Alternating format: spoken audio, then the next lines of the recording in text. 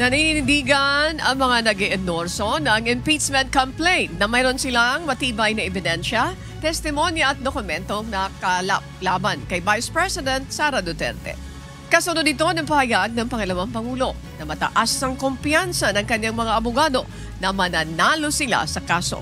Ayon sa mga mambabatas, ipinagtataka nila kung saan nanggagaling ang lakas ng kumpiyansa ni VP Sara.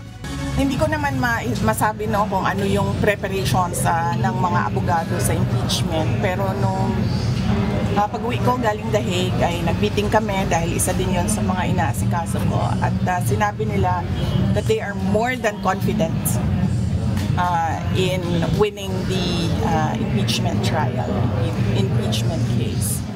Hindi ko alam kung saan nanggagaling yung kanyang confidence. So naniniwala kami na we have all the testimonies, yung mga documents, yung mga ebidensya na magpapatunay na talagang may kinalaman siya. No? May mga patunay na pwede siyang, na may impeach siya, no? Based sa mga documents at saka yung aming mga ebidensya.